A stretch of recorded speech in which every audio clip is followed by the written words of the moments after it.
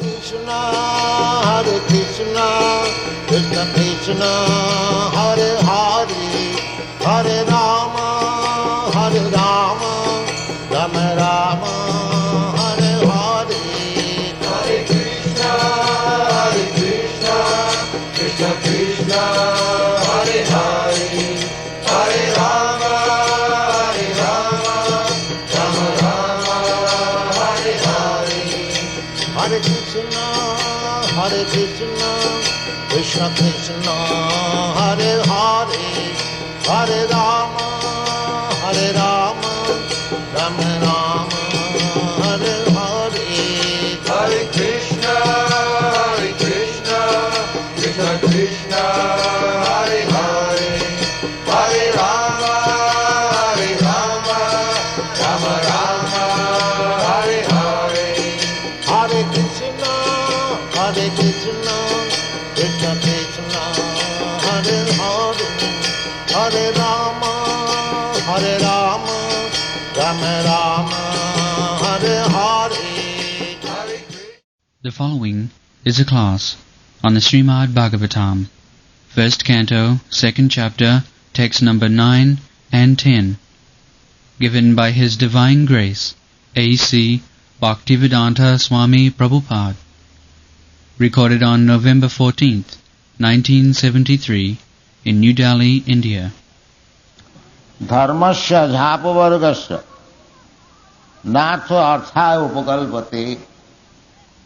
ఈ శ్రీమద్ భాగవత ఉపన్యాసము భక్తి వేదాంత స్వామి ప్రభుపాదుల వారి చేత 1973 నవంబర్ 14వ తేదీన ఢిల్లీ నగరమునందు ఉపన్యసించబడింది. శ్రీమద్ భాగవతము ప్రథమ స్కందము 2వ అధ్యాయము 9-10 శ్లోకాలు.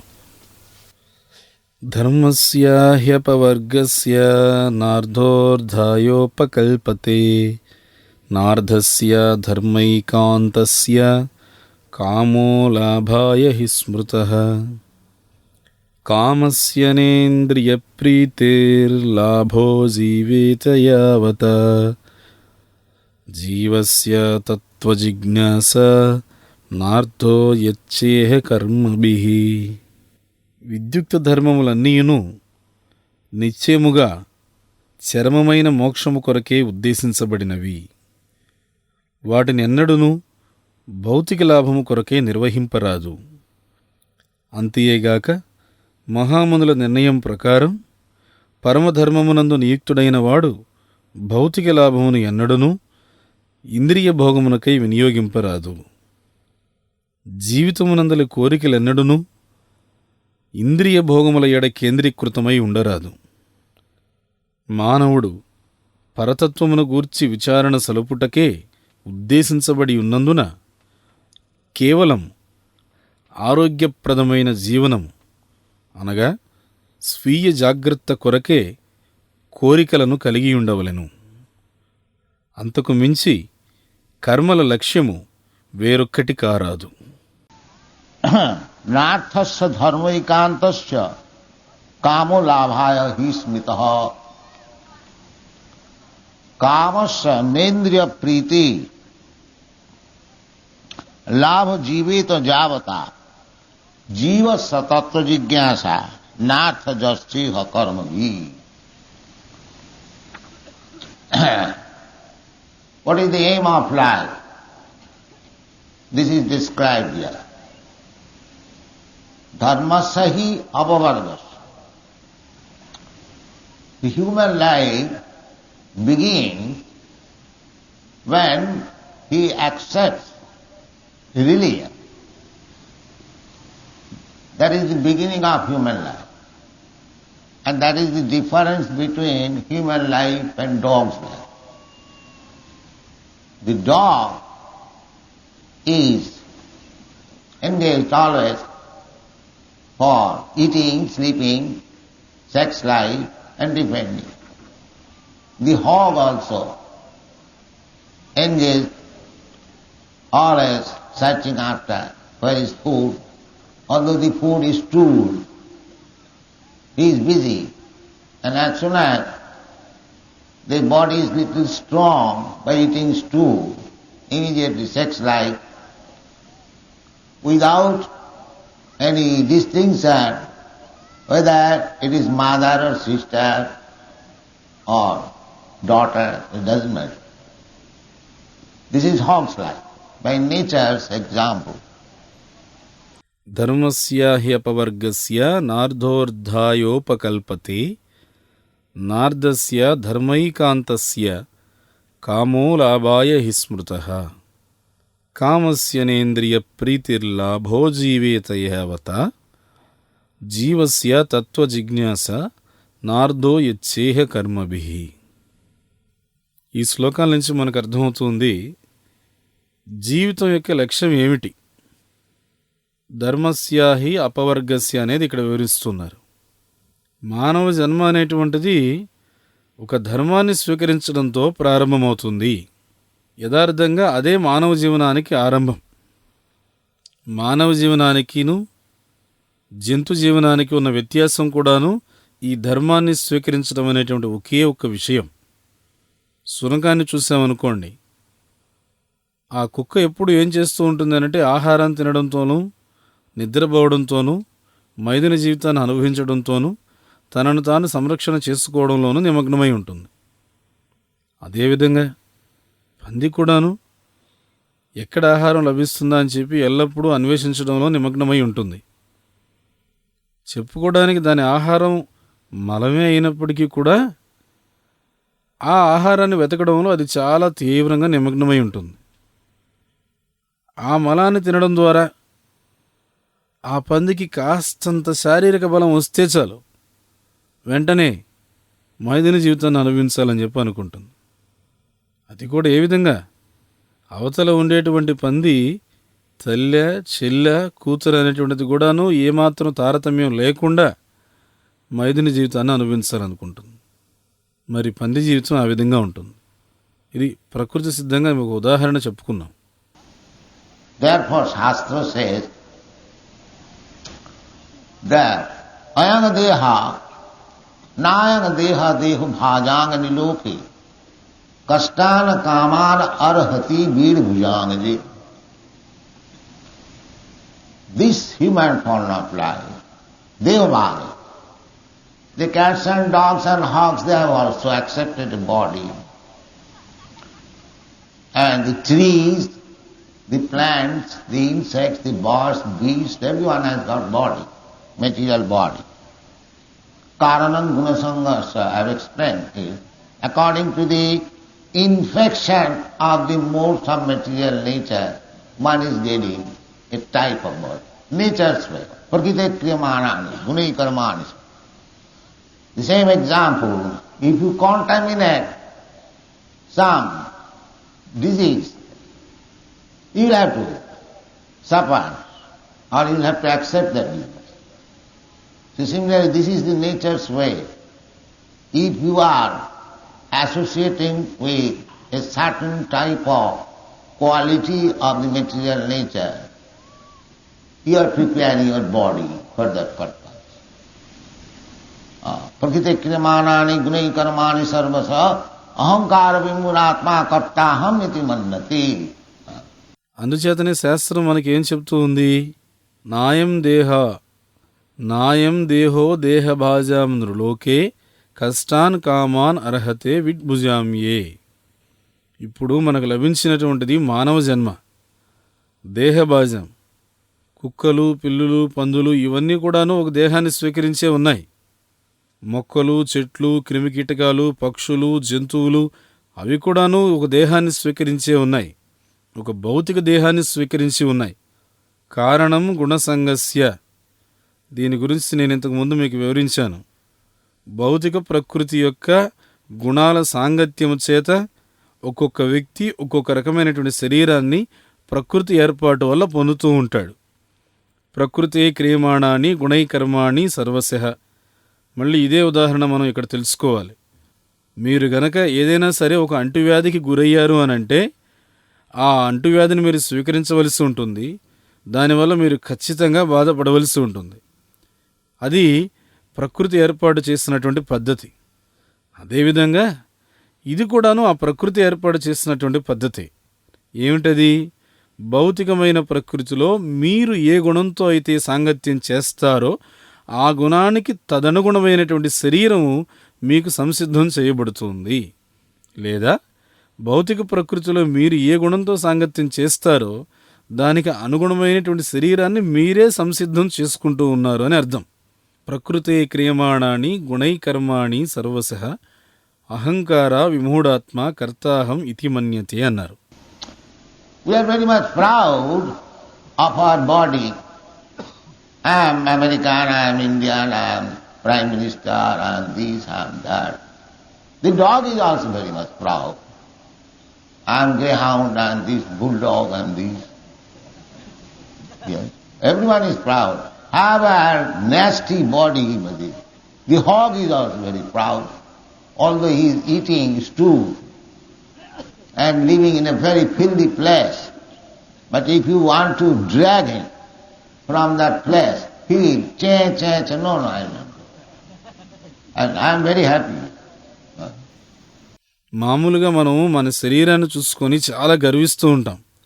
నేను అమెరికా వాడిని, నేను భారతీయుణ్ణి, నేను ప్రధానమంత్రిని, నేను అది, నేను ఇది అని చెప్పుకుంటూ ఉంటాం. మరి చూస్తే వీధిలో కుక్క కూడా అదే విధంగా గర్విస్తూ ఉంది. నేను ఒక పెద్ద ఊర కుక్కను, లేదా నేను ఒక పెద్ద జాతి కుక్కను, నేను ఆ కుక్కను, ఈ కుక్కను అని చెప్పేసి అది కూడాను గర్విస్తూ ఉంది. ఇలా ప్రతి ఒక్కరూ గర్విస్తూనే ఉన్నారు. వాళ్ళకి ఎంత నీచమైన దేహం ప్రాప్తించినప్పటికీ కూడాను ప్రతి ఒక్క జీవుడు ఇదే విధంగా గర్విస్తూ ఉన్నాడు. పంది కూడాను తన శరీరాన్ని చూసుకొని తాను గర్విస్తూ ఉంటుంది. మరి తినడానికి అది మలమే తింటూ ఉంటుంది, జీవించడానికి బురదలోనే జీవిస్తూ ఉంటుంది. కానీ మనం దాన్ని ఆ బురదలోంచి బయటికి లాగాలని ఏమాత్రం ప్రయత్నం చేశామో అది ఏమాత్రం ఊరుకోదనమాట. ఎందుకని? నేను ఈ బురదలోంచి బయటికి రాను, నాకిక్కడ చాలా సంతోషంగా ఉంది అని చెప్పి అది ఏమాత్రం కూడాను బయటికి రావడానికి అంగీకరించదు. There is a story in the Bhagavatam that once Brahma was cursed and he became a hog in this world. No, Indra, I am sorry, Indra, because Indra was very offending, so he was cursed, he became a hog.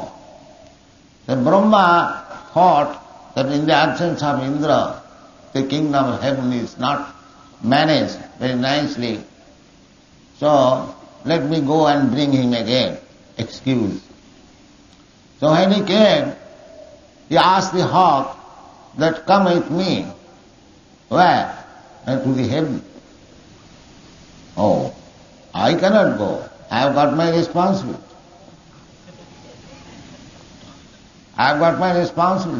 I cannot go. దీనికి సంబంధించి భాగవతంలో ఒక కథ ఉంది. ఒకసారి ఇంద్రుడు శాపవశాన పందిగా ఈ ప్రపంచంలో జన్మించేటువంటి అవకాశాన్ని పొందుతాడు. ఎందుకంటే ఏదో అపరాధ భావం చేత ఆ విధంగా అతను శపించబడతాడు. ఆ శాపం చేత అతను పందిగా మారాడు, ఈ ప్రపంచంలోనికి వచ్చాడు. బ్రహ్మదేవుడు ఏమనుకున్నాడు, స్వర్గంలో ఇంద్రుడు అనేవాడు లేకపోతే అక్కడున్న కార్యనిర్వహణ అంత చక్కగా జరగదేమో, కాబట్టి భూలోకానికి వెళ్ళి ఇంద్రుడికి విషయం చెప్పి అతనికి నచ్చజెప్పి మళ్ళీ అతన్ని యథావిధిగా ఇంద్రస్థానానికి తీసుకొచ్చేద్దాము అనుకొని బ్రహ్మదేవుడు భూలోకానికి వెళ్ళాడు. వెళ్ళి పంది రూపంలో ఉన్న ఇంద్రుడిని అడిగాడు, ఏమయ్యా నాతో పాటు వచ్చేసేయి అన్నాడు. ఎక్కడికి అని చెప్పింది ఆ పంది.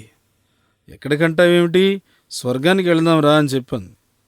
అప్పుడు ఈ పంది అంటుంది, లేదు లేదు నేను రాలేను, నాకు ఇక్కడ చాలా పెద్ద పెద్ద బాధ్యతలు ఉన్నాయి, నాకంటూ నేను కేటాయించుకున్నటువంటి కర్తవ్యాలు ఉన్నాయి, కాబట్టి నేను వీటిని విడిచిపెట్టి రాలేను అని చెప్పింది. So this is the position. Everyone is very happy. This is called Maya's influence. Unless a hog feels happy, how he can live in this abominable life? This is called prakhevatmika asakti, covering. If one man knows or that I was king in my previous life, now I have become a poor cobbler or something like, then he will become mad. So therefore he forgets. Death means forget. Because the living entity does not die. Na hannate hannamane sariri. There is no death. Death means forgetting everything of my past life. That's all. చూడండి, ఇది పరిస్థితి. ప్రతి ఒక్కడు కూడా చాలా ఆనందంగా ఉన్నాడు. దీన్నే మాయా ప్రభావము అని చెప్పి అంటారు. మరి అంతే కదా, పందికి ఆనందం అనేటువంటిది దక్కకపోతే ఆ భయంకరమైనటువంటి జీవితంలో అది ఏ విధంగా జీవించగలుగుతుంది చెప్పండి. దీనిని ఏమన్నారంటే ప్రక్షేపాత్మిక శక్తి అన్నారు. అంటే ఆవరించి వేసేటువంటి శక్తి. ఈ ఆవరణ శక్తి అనేటువంటిది ఉంది కదా, ఇది జీవుణ్ణి ఇలా కప్పేస్తుంది. ఉదాహరణకి ఒక మనిషి ఉన్నాడు అనుకోండి, అతనికి పూర్వజన్మలో స్మృతి గుర్తుకు ఉంది. అరే, నేను ఇంతకు ముందు జన్మలో రాజుగా ఉన్నాను, ప్రస్తుతం మాత్రము చెప్పులు కుట్టుకునేటువంటి దరిద్రుడిగా పుట్టాను అని గనక అతనికి విషయం అర్థమైందనుకోండి, అతను పిచ్చివాడైపోతాడు. అందుకనే పూర్వజన్మలో తాను ఎటువంటి స్థితిగతుల్లో ఉన్నాడనేటువంటిది అతను మర్చిపోయి ఉంటాడు. మరణము అని అంటే మర్చిపోవడమే. ఎందుకంటే జీవుడు అనేవాడికి యథార్థంగా చావులేదు. నహన్యతే హన్యమానే శరీరే. యథార్థంగా జీవుడికి మరణం అనేటువంటిది లేదు. అందుకే మరణము అంటే అర్థం ఏమిటి అంటే నా గత జన్మను మర్చిపోవడము, కొత్త జన్మను తీసుకోవడం, అదే మరణం అంటే. అంతే. Just like we forget at night, when we dream, we accept another body and we forget this body. And in the daytime, we forget the night dream body and accept this body. We have got daily experience. So death means forgetting the past life. Otherwise there was past life, that's the fact.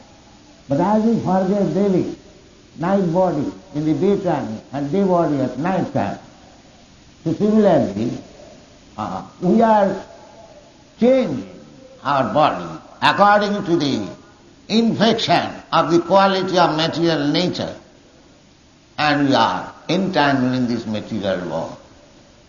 Although we are part and parcel of Krishna, God, or we are sons of God, but unfortunately we have come in contact of this material world and making our different types of body by the contamination of the material modes of nature.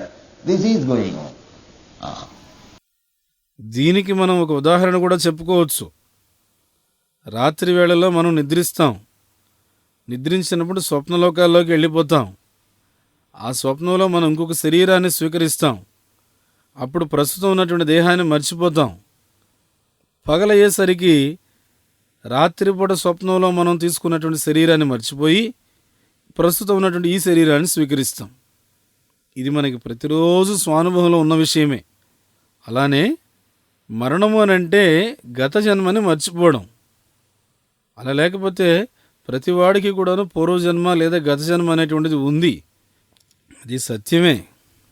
మనం ఏ విధంగా అయితే రాత్రిపూట ఏమో మనము స్వప్నంలో ఉన్నప్పుడు పగటి శరీరాన్ని మర్చిపోయి రాత్రి ఆ స్వప్నంలో ఇంకొక శరీరాన్ని స్వీకరిస్తున్నాము. ఏ విధంగా అయితే పగలయ్యేసరికి రాత్రిపూట స్వప్నంలో స్వీకరించిన శరీరాన్ని మర్చిపోయి పగలు ప్రస్తుత దేహాన్ని స్వీకరిస్తూ ఉన్నాము. అదేవిధంగా భౌతికమైనటువంటి ప్రకృతితో మనకు ఉండేటువంటి సాంగత్యం వల్ల, ఆ సాంగత్యంలో మనం ప్రభావితమైనటువంటి గుణం వల్ల మనం ఈ దేహాలన్నీ కూడాను ఒకదాని తర్వాత ఒకటి మార్చుతూ వెళ్తున్నాం. అలా మార్చుతూ వెళ్ళే ఈ ప్రయత్నంలో భౌతిక జగత్తులో మనం బందీలం అయిపోతున్నాం.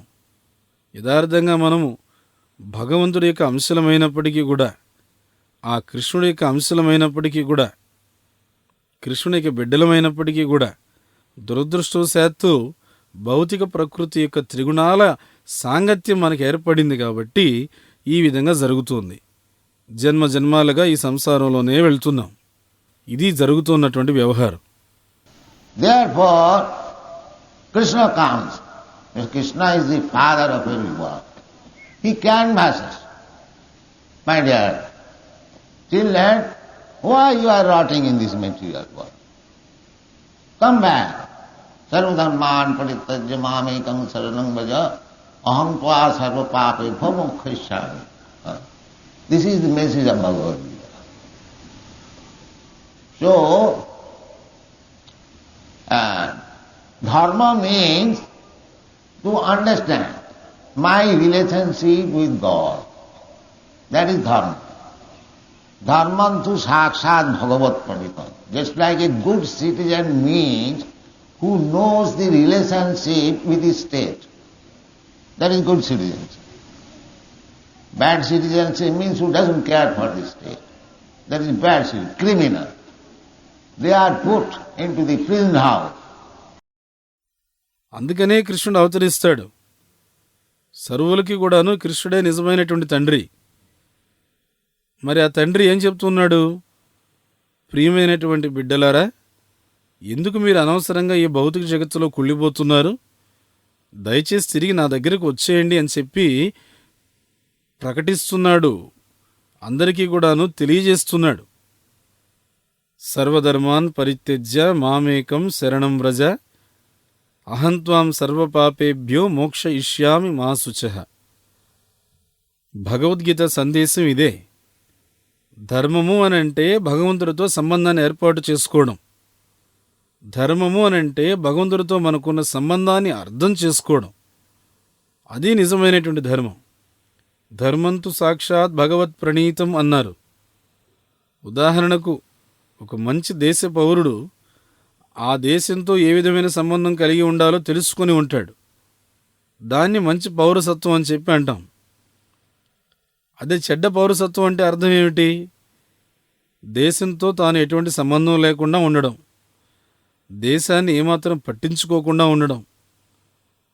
ఇది నేరపూరితమైనటువంటి మనస్తత్వం. అందుకనే అలాంటి వాళ్ళు ఏం చేస్తారు? ఆ చెడ్డ పౌరులను ఏం చేస్తారు? తీసుకెళ్లి చెరసాల్లో బంధిస్తారు.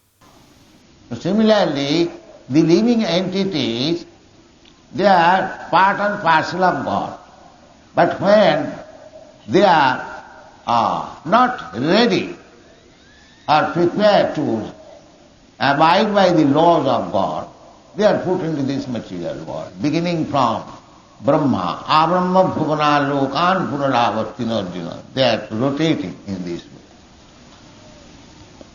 So, dharma means to abide by the laws of God. Just like good citizen means to abide by the state law.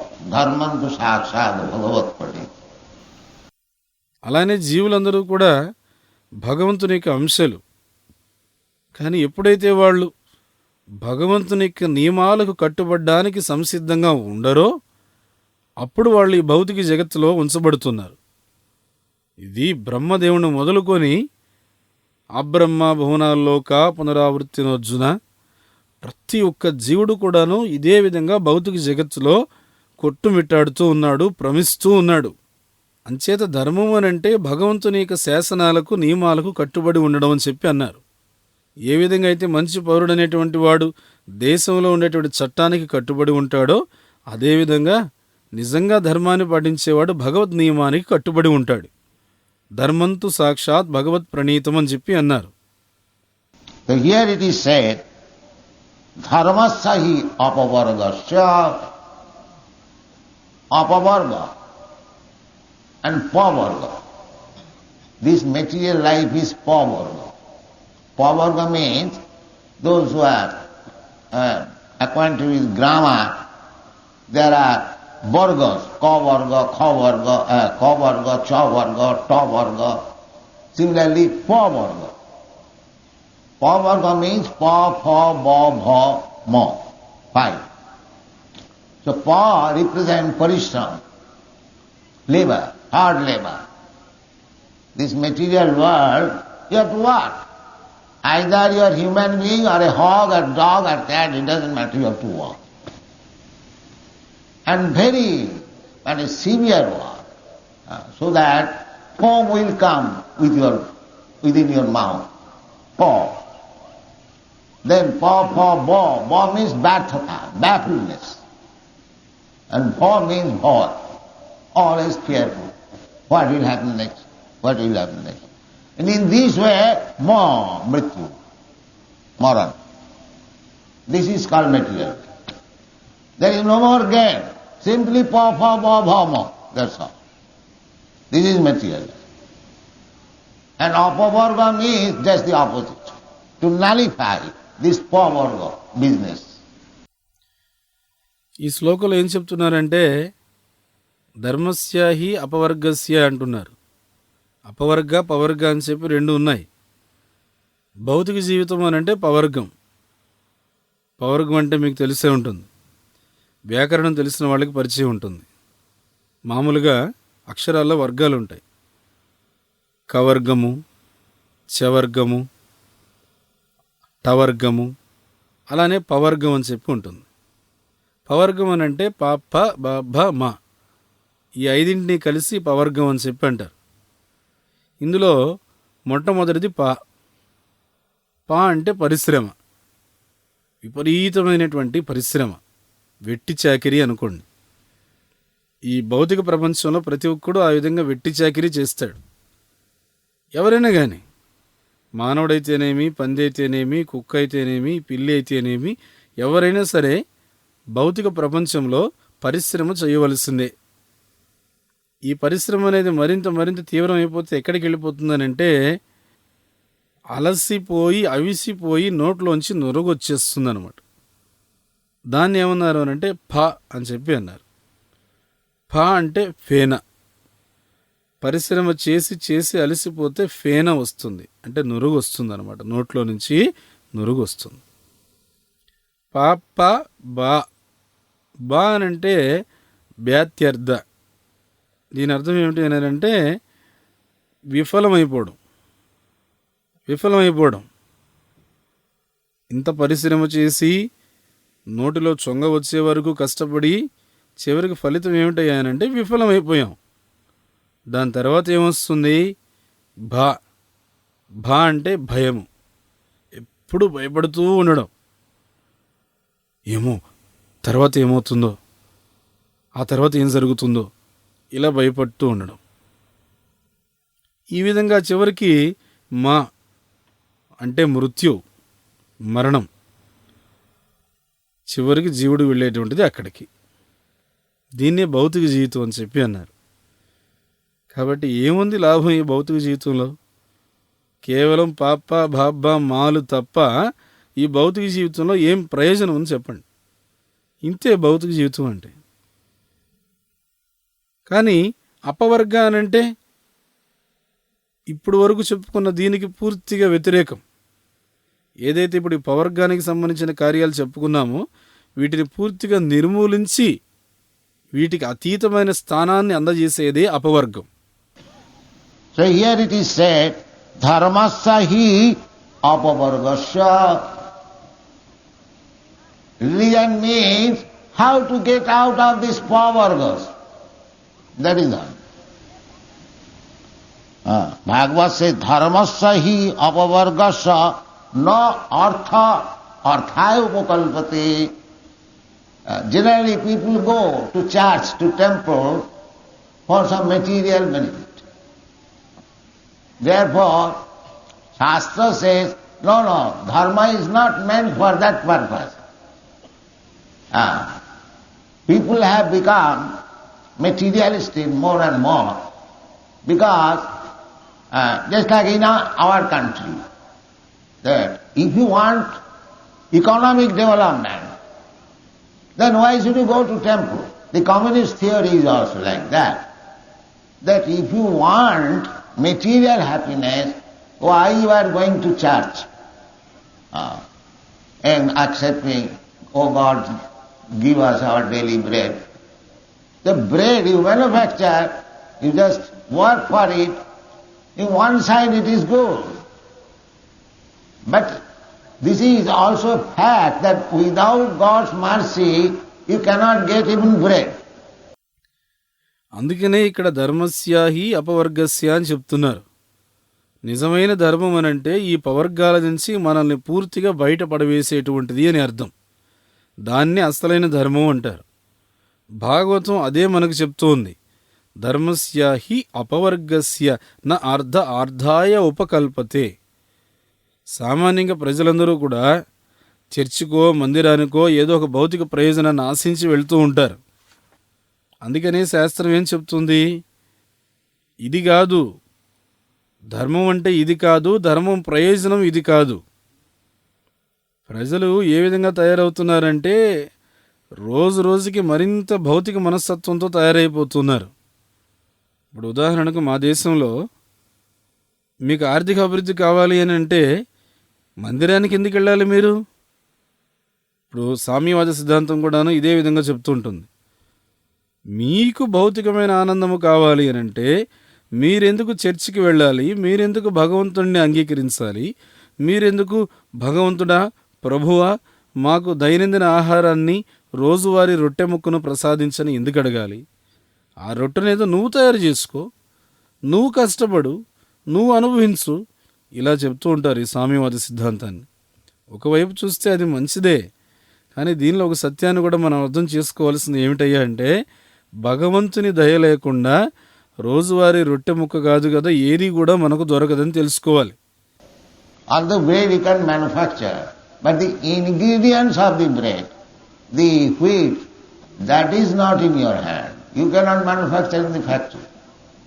That is in the hand of Prakriti, nature. And Prakriti is working under the control of the Supreme Lord.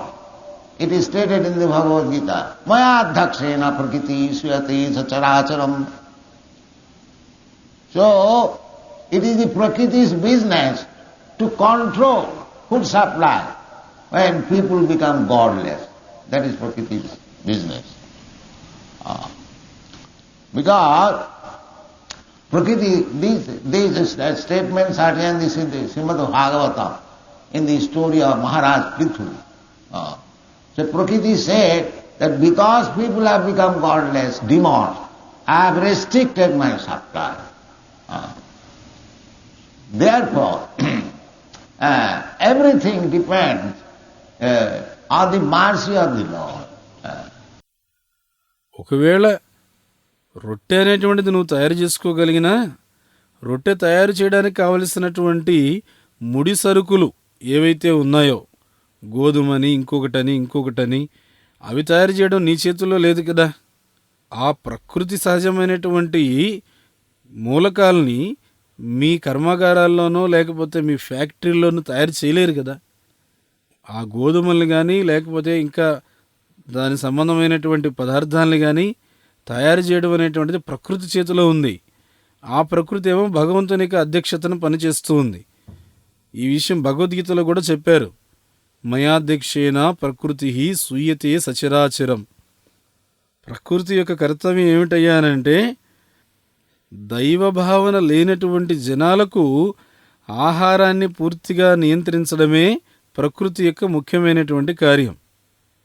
ఇది ప్రకృతి చేసేటువంటి ముఖ్యమైన కార్యం. దీనికి సంబంధించి శ్రీమద్ భాగవతంలో పృథు మహారాజు చరిత్రలో కొన్ని వాక్యాలు ఉన్నాయి. ఆ వాక్యాల్లో ప్రకృతి ఈ విధంగా చెప్తూ ఉంది. ప్రజలనేటువంటి వాళ్ళు ఎప్పుడైతే దైవభావన అనేటువంటిది వదిలేసి రాక్షసులుగా తయారవుతారో అలాంటప్పుడు నేను నా ఆహారాన్ని సరఫరా చేయడం అనేటువంటిది నియంత్రిస్తాను అని చెప్తుంది. అందుచేత ప్రతి ఒక్కటి కూడాను భగవంతుని యొక్క దయ మీద ఆధారపడి ఉంది అనే విషయాన్ని మనం అర్థం చేసుకోవాలి. Therefore dharma means to abide by the laws of God. That is dharma. So that you can get out of the entanglement of this pavarga. Dharma sahi apavarga. No arthaya upakalpate. Not for economic development. Don't go to the church, don't go to the temple for your economic development. Although in the Bhagavad Gita it is said, artho artharti jnani jigyasa. Chaturvida bhajante man sukritana arjuna. 4 kinds of men, those who are artha, distressed, artharti, in need of money, they come to me. That is also good. But that is not the meaning of dharma. Dharmasya hi apavargasya. You have to execute religious system only to get out of the entanglement of this power. That is the purpose. ఇంతకు మనం చెప్పేది ఏమిటంటే భగవంతునికి ఆజ్ఞానుసారం కట్టుబడి ఉండడమే ధర్మం అని చెప్పబడుతుంది. ఇలాంటి ధర్మాన్ని గనక మీరు పాటిస్తే పవర్గం అనేటువంటి బంధన నుంచి మీరు బయటపడే అవకాశం ఉంది. ధర్మస్య హి అపవర్గస్య నా అర్ధ ఉపకల్పతే. ఆర్థికమైన అభివృద్ధి కోసం కాదు పాటించవలసింది ధర్మాన్ని. ఏదో చర్చికి వెళ్ళాము, ఏదో మందిరానికి వెళ్ళాము, అక్కడ ఆర్థిక అభివృద్ధిని ఆశించాము అని అంటే కుదరదు. భగవద్గీతలో కూడా ఈ విషయాన్ని చెప్పారు. అయితే భగవద్గీతలో ఏం చెప్పారు అంటే అర్ధార్థి జ్ఞానీచ భరతర్షభ అనేటువంటి ఒక విషయం చెప్పారు. చతుర్విధ భజంతే మాం స్కృతినోర్జున అని చెప్పి 4 విధాలైనటువంటి పుణ్యాత్ములు నన్ను ఆశ్రయిస్తారు. ఆర్తులు, జిజ్ఞాసువులు, అర్ధార్థులు, జ్ఞానులు అనే ఈ 4 కూడా నా దగ్గరకు వస్తారని కృష్ణుడు చెప్పాడు. నిజమే, కృష్ణుని ఆశ్రయించడం అనేటువంటిది మంచిదే. కానీ ధర్మం అనేటువంటి దానికి అసలైన అర్థం ఇది కాదు. ధర్మస్య హి అపవర్గస్య. మీరు ఎవరైనా కానీ మీరు పాటించేటువంటి ధార్మిక విధానం దేనికోసం ఉద్దేశించబడి ఉండాలి అని అంటే కేవలం ఈ పవర్గం అనేటువంటి భౌతిక బంధనాన్ని నుంచి బయటపడడం కోసమే ఉద్దేశించబడి ఉండాలి. అదే ధర్మం యొక్క అసలైనటువంటి ప్రయోజనం. ధర్మస్య హి అపవర్గస్య అర్థ నా అర్థాయ ఉపకల్పతే, not for economic development. In our Vedic literature, you will never find these things, that economic development. Of course, the economic developments in the Shastra, there are in the Vedic literature to sacrifice. Yajñāti karmannatro, yajñāt bhavati parjanyāt anna sambhava. That is there, but that is not the purpose. Real purpose is how to get out of the entanglement of power. Dharmasya hi apavargasya na arthaya upakalpati. That you can say, do we require some money? Yes. ధర్మస్య హి అపవర్గస్య నార్ధార్థాయ ఉపకల్పతే. ధర్మం అనేటువంటిది ఆర్థిక అభివృద్ధి కోసం చేసేటువంటిది కాదు. వైదిక సాహిత్యాల్లో మీకు ఎక్కడ కూడా ఈ రకమైనటువంటి విషయాలు కనిపించవు.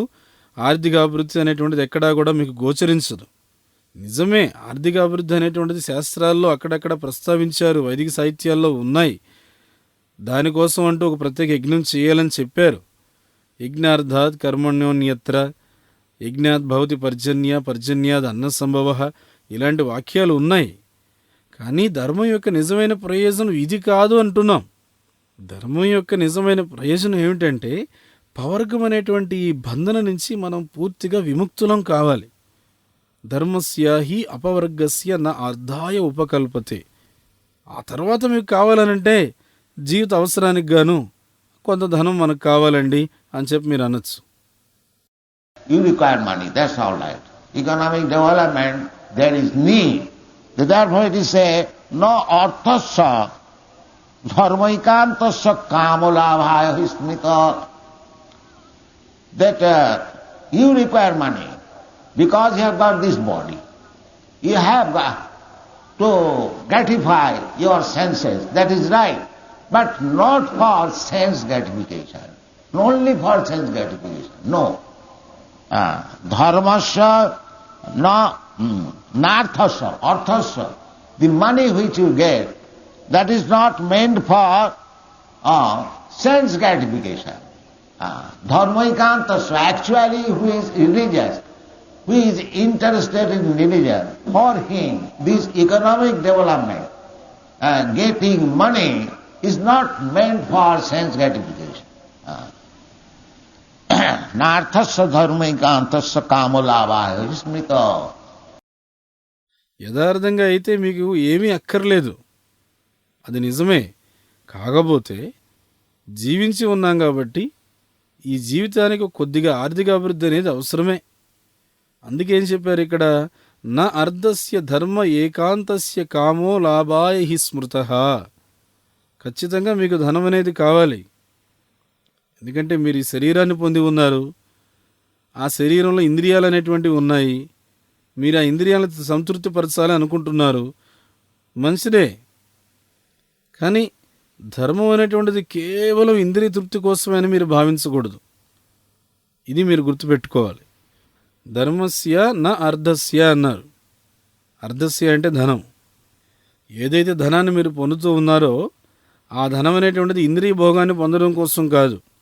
ధర్మైకాంతస్య, ఎవరైతే యథార్థంగా ధర్మాన్ని పాటిస్తున్నాడో, ఎవరైతే యథార్థంగా ధర్మం పట్ల ఆసక్తిని కలిగి ఉన్నాడో అలాంటి వ్యక్తికి ఆర్థిక అభివృద్ధి, ఈ ధనాన్ని సముపార్జించడం, ఇవన్నీ కూడా ఇంద్రియ తృప్తి కోసం అతను చేయడు. ఇంద్రియ తృప్తి కోసం అతను చేయనక్కర్లేదు కూడా. నార్ధస్య ధర్మైకాంతస్య కామోలాభాయ హి స్మృతః. But we have got demands of our body. What to do? Kamalabhaya. The kam is there, the demands of the senses. Therefore it is said, kamasya nendriya priti. You can get the supply of the necessities of your senses as much as you require. That is also conferred in the Bhagavad Gita. Yuktahara viharasya yoga bhavati siddhi. Yuktahara. You should eat what is actually needed by you.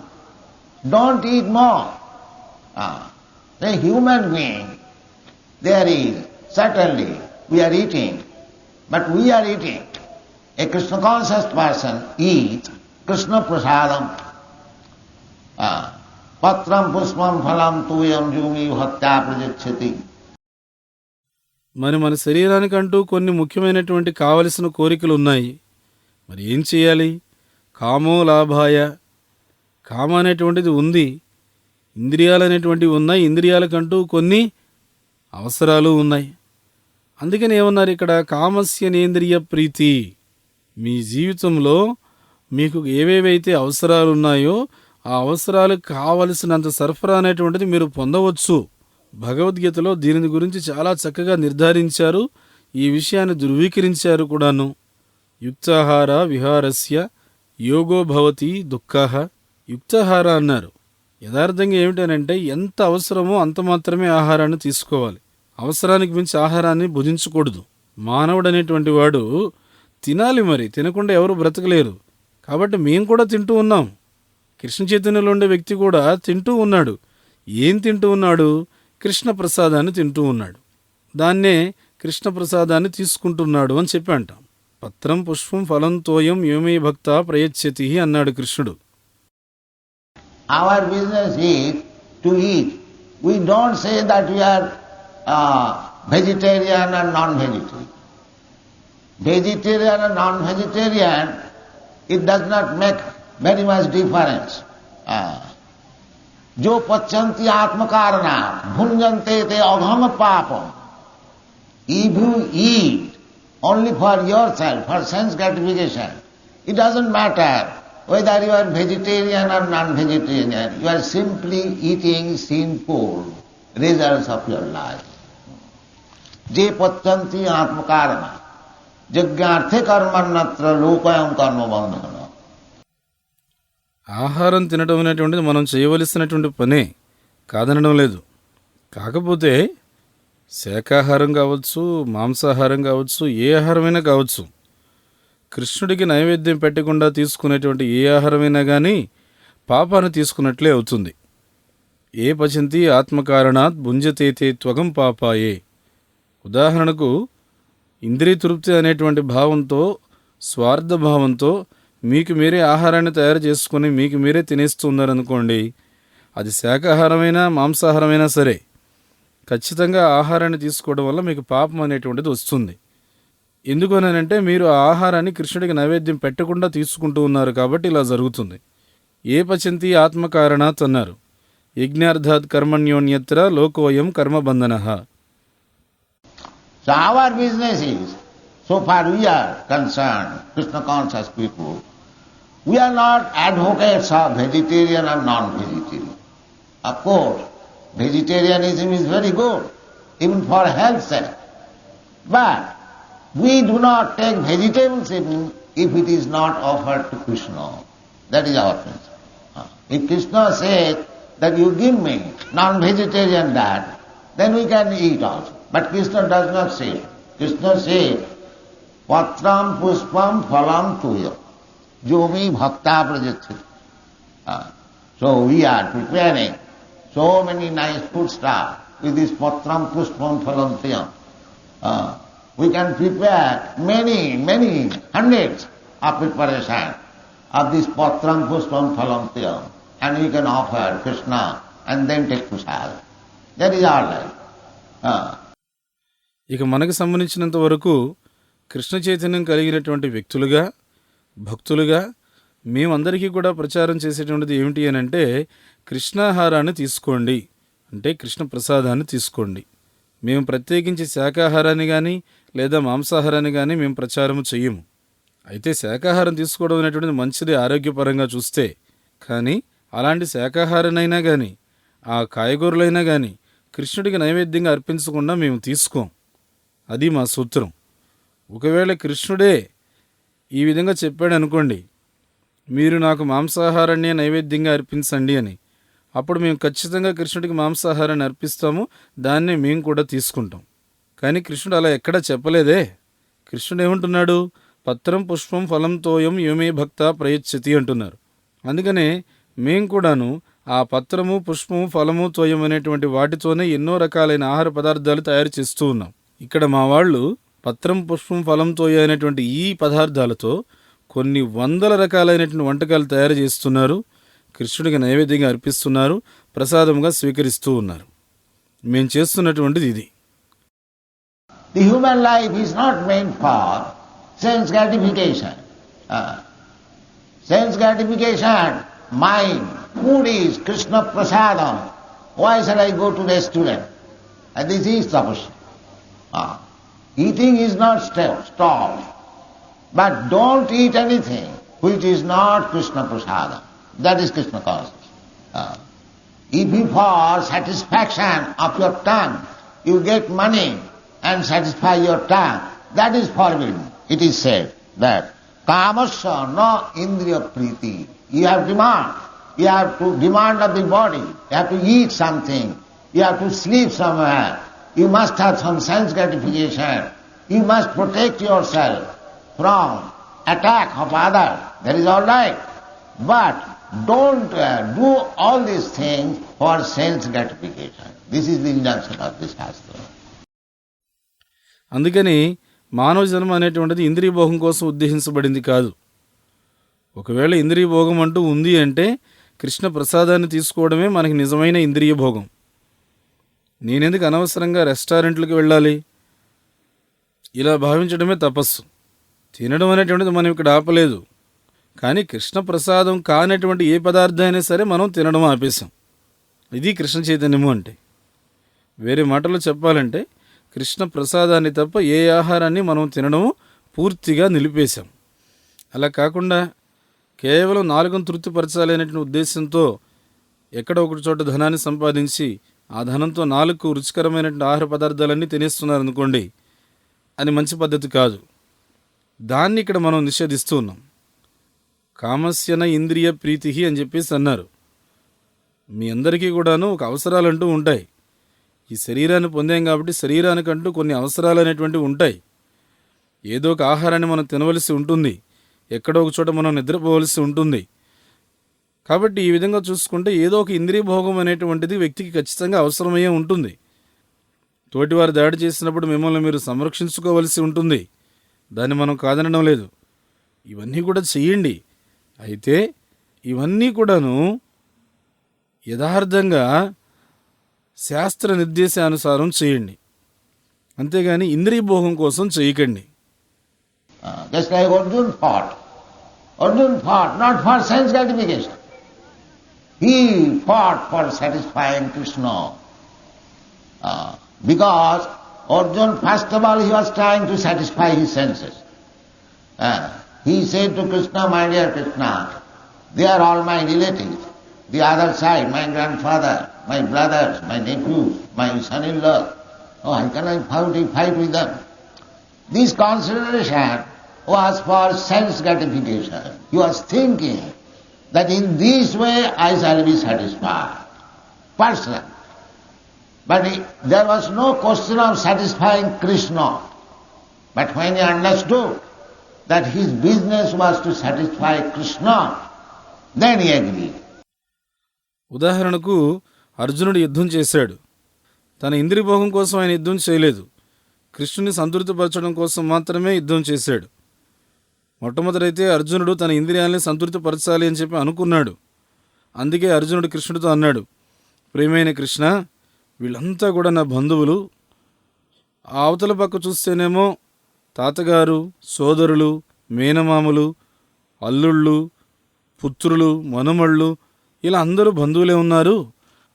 అలాంటి వాళ్ళతో నేను ఏ విధంగా యుద్ధం చేసేది అని చెప్పి అన్నాడు. ఈ అర్జునుడి భావన ఏదైతే ఉందో ఇది ఇంద్రియ భోగానికి సంబంధించినటువంటిది. ఎందుకంటే అతను అనుకుంటున్నాడు, ఈ భావన ద్వారా నన్ను నేను సంతృప్తిపరచుకోవచ్చు అనుకుంటున్నాడు. ఇది వ్యక్తిగతం. ఈ భావనలో ఎక్కడా కూడా కృష్ణుని సంతృప్తిపరచాలనే ఉద్దేశమే లేదు. కానీ ఎప్పుడైతే మనం చేయవలసినటువంటి ముఖ్యమైన పని కృష్ణుని సంతృప్తిపరచడం అని అర్జునుడు అర్థం చేసుకున్నాడో అప్పుడు అంగీకరించాడు. Krishna inquired whether you have now decided to fight or not. He said, yes, nasto moho sitim labdha. I have now got back my memory and my moha, illusion is now lost. Karishre vachanam prabhu. I shall fight. So this fighting was service to Krishna.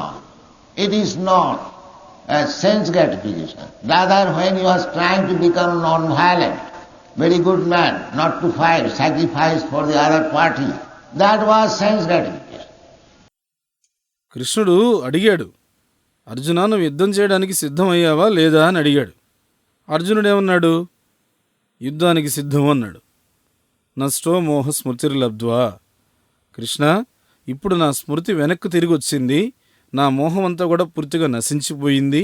కరిష్యే వచనం తవా. ఇప్పుడు మీ యొక్క నిర్దేశానుసారం నేను చేయడానికి సిద్ధంగా ఉన్నాను. మీరు యుద్ధం చేయమన్నారు కాబట్టి నేను యుద్ధానికి సిద్ధంగా ఉన్నాను అని చెప్పి అన్నాడు. అంటే అర్జునుడు ఇక్కడ యుద్ధాన్ని కృష్ణుడికి ఒక సేవగా చేశాడు, అంతేగాని తన ఇంద్రియభోగం కోసం కాదు. అర్జునుడు యుద్ధం చేయకుండా ఉండడం ద్వారా ఒక మంచి వ్యక్తిగానో, యుద్ధం చేయకుండా ఉండడం ద్వారా ఒక అహింసాపరుడుగానో, యుద్ధం చేయకుండా ఉండడం ద్వారా ప్రత్యర్థుల పట్ల ఒక త్యాగిగానో ఉండడానికి బదులు ఆయన ఏం చేశాడు? కృష్ణుడు చెప్పినట్లు యుద్ధం చేశాడు. ఎందుకంటే ఆ మంచివాడిగా ఉండాలనో, అహింసాపరుడిగా ఉండాలనో, త్యాగిగా ఉండాలనో అనుకున్న ఉద్దేశాలన్నీ కూడా తన ఇంద్రియ భోగానికి సంబంధించినటువంటివి. This is the distinction between bhakti and karma. Karma is sense gratification and bhakti is satisfying the Lord. The same thing. Therefore, people cannot understand what is the difference between a bhakta and a karmi.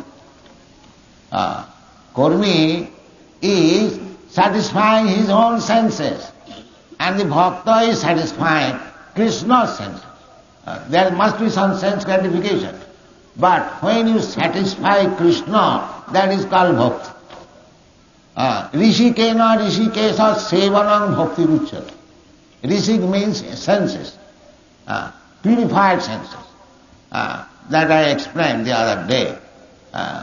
That sarvapadhi vinirmuktam tatparatena nirmalam rishikena rishikesa sevanam bhakti ruchyate.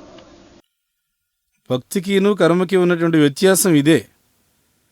కర్మ అంటేనేమో ఇంద్రియ తృప్తితో కూడుకొని ఉంటుంది, భక్తి అంటేనేమో భగవంతుని సంతృప్తి పరచడంతో కూడుకొని ఉంటుంది. చూడ్డానికి ఒకే విషయంగా అనిపిస్తూ ఉంటాయి.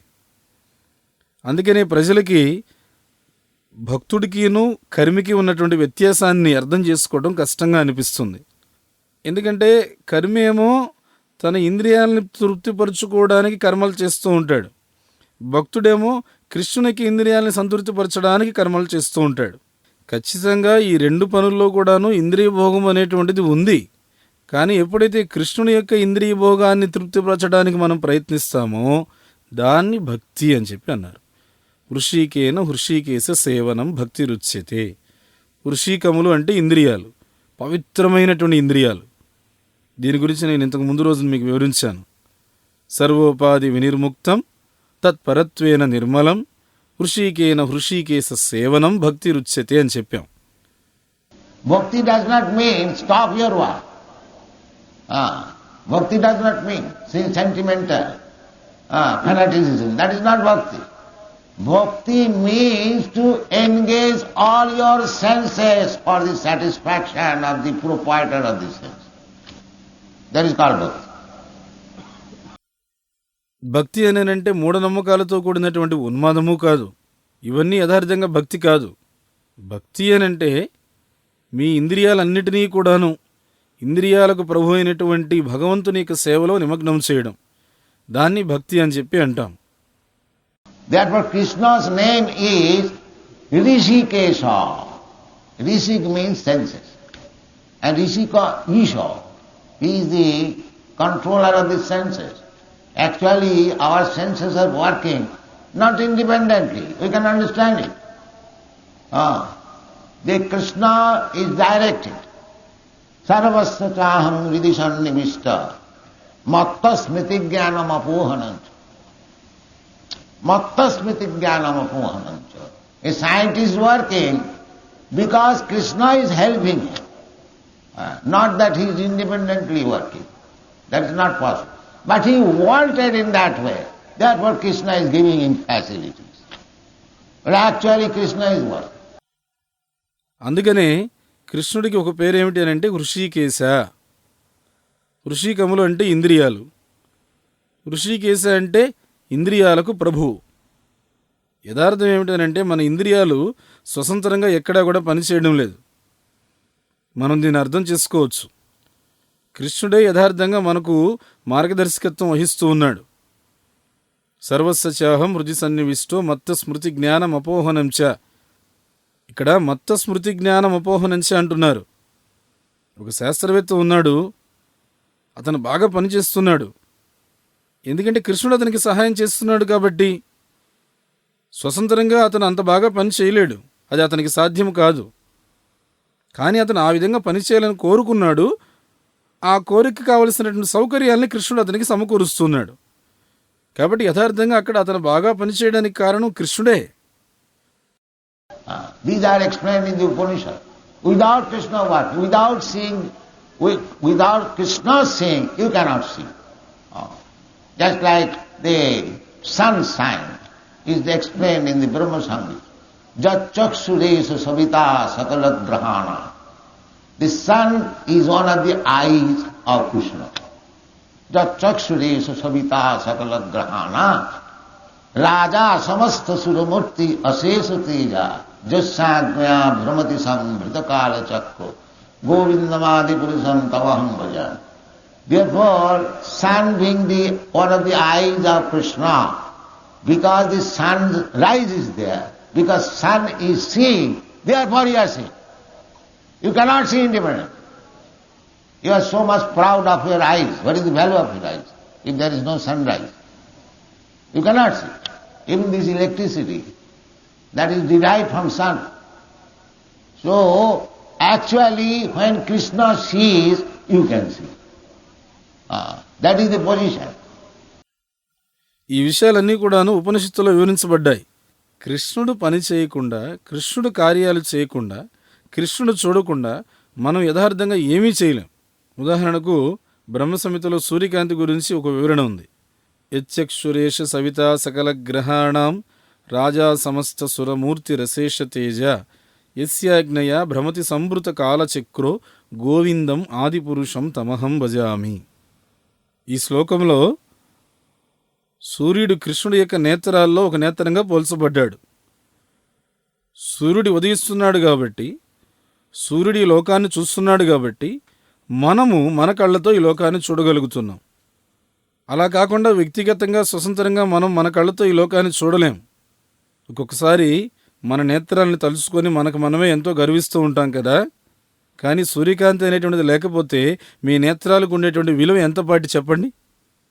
కాంతి అనేటువంటిది లేకపోతే మీ కళ్ళు ఉన్నా కానీ మీరు చూడలేరు.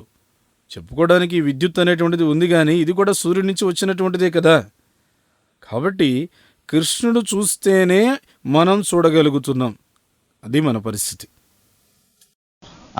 So our senses, in the Bhagavad Gita it is said, Sarvato Panipadastha.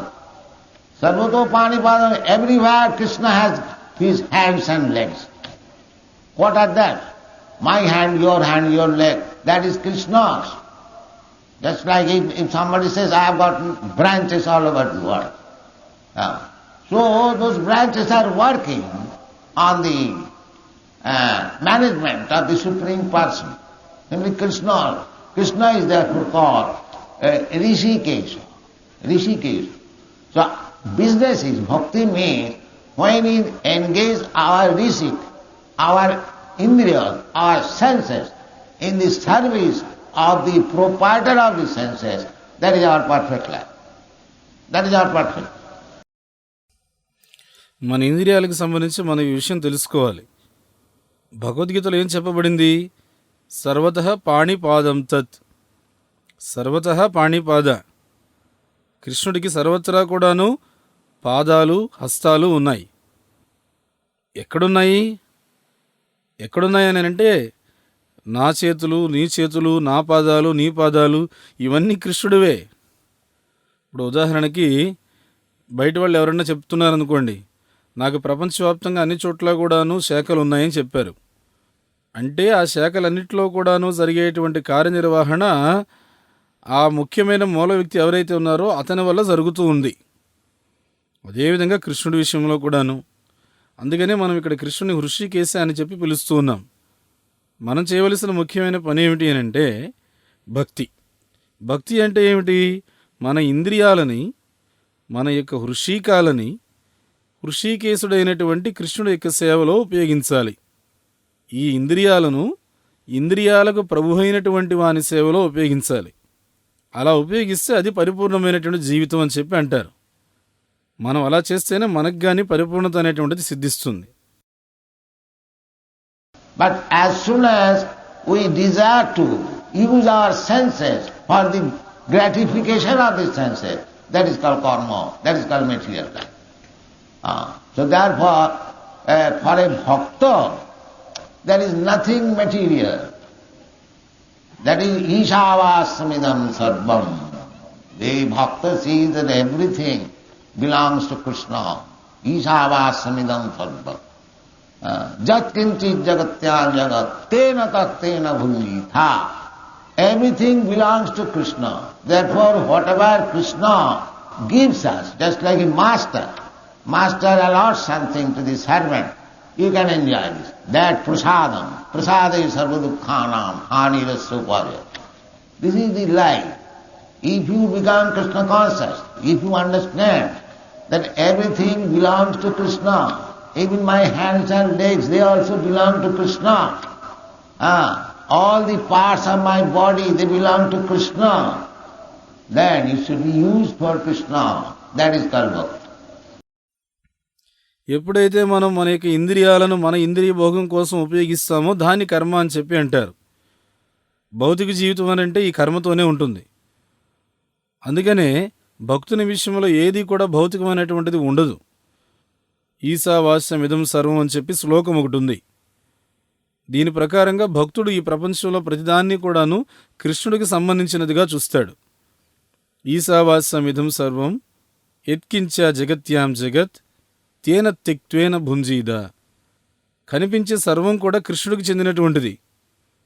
అందుచేత కృష్ణుడు నాకు ఎంతవరకైతే ఇస్తాడో దానితోనే నేను సంతృప్తి చెందాలి. ఉదాహరణకు యజమాని ఉన్నాడు. యజమాని తన దగ్గర పనిచేసేటువంటి సేవకుడికి ఇదిగో ఇది తీసుకొని దీంతో నువ్వు ఆనందించు అని చెప్పి అన్నాడు అనుకో, అంతే. దాంతో ఆ సేవకుడు సంతృప్తి చెందాలి. అదే ప్రసాదంగా భావించాలి. ప్రసాదే సర్వదుఃఖానం హానిరస్వోపజాయితే అని చెప్పేసి ఒక శ్లోకం ఉంది. మన జీవితాన్ని ఆ విధంగా మనం గడపాలి. అందుకనే మీరు గనక కృష్ణ చైతన్యవంతులు అయ్యారనుకోండి, మీరు గనక ఈ సత్యాన్ని అర్థం చేసుకున్నారనుకోండి, సర్వము కూడా కృష్ణుడికి చెందినటువంటిది. చివరికి నా హస్తాలు, నా పాదాలు సర్వం కూడాను కృష్ణుడికి చెందినటువంటివి. చివరికి నా శరీరంలో ఉన్నటువంటి ప్రతి ఒక్క అంగము కూడాను కృష్ణుడికే చెందినటువంటిది. కాబట్టి ఈ ప్రతి శరీర అవయవాన్ని కూడాను కృష్ణుడు సేవ కోసమే ఉపయోగించాలి అని మీరు అర్థం చేసుకున్నారనుకోండి, దాన్నే భక్తి అని చెప్పి అంటారు. అన్నావిలాసిత సున్నం jnana karmadhanavritam anukullena Krishnanusilanam bhakti ruttama. That Krishna did, Arjuna did. He wanted to satisfy his senses by not fighting, but he agreed after hearing Bhagavad Gita that yes, Krishna is the Supreme Person. Aham sarvasya prabhava matta sarvam pravartate iti matya bhajanti ma buddha bhava samanya. These things are very nicely explained in the Bhagavad Gita. That is the preliminary study of spiritual life.